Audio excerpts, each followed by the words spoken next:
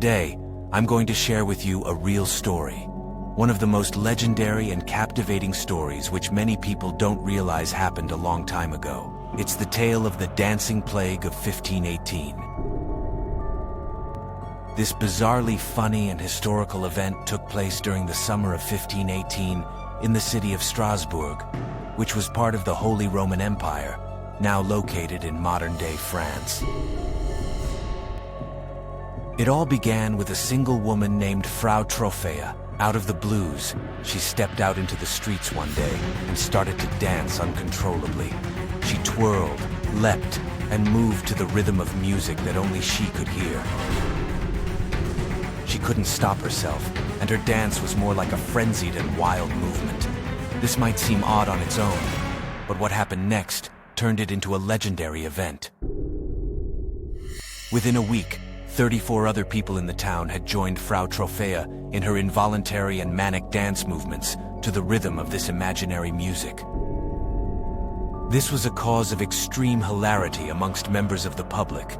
However, within a few weeks, the number had swelled to over 400 dancers, many of whom were former bystanders who were laughing their heads off at this whole pandemonium. The afflicted dancers showed no signs of fatigue or the desire to stop.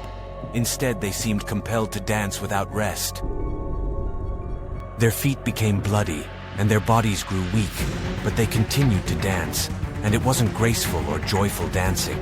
It was often described as convulsive and frenetic. The local authorities, unable to comprehend this inexplicable phenomenon, initially believed the dancers were suffering from a mysterious plague or malady. Instead, more people joined the frenzied dance. The town's authorities were initially baffled and concerned for the dancers' well-being. In an attempt to cure them, they even hired musicians and set up stages, hoping that continuous dancing would exhaust the afflicted individuals and cure them. But instead, this only exacerbated the situation, with more people joining the frenzied dance. The dancers continued their relentless movement for weeks, and some even danced themselves to death from exhaustion, heart attacks, or strokes. Concerned for their citizens, the authorities eventually sought the help of local physicians and scholars, who proposed various theories to explain the phenomenon. Some thought that the dancers were suffering from hot blood, or were under the influence of celestial bodies, whilst others turned towards the paranormal for answers. It is estimated that the dancing plague of 1518 lasted for about a month. The mystery of the dancing plague gradually faded, as the afflicted dancers ultimately dispersed, or as most did, succumbed to their exhaustion and injuries.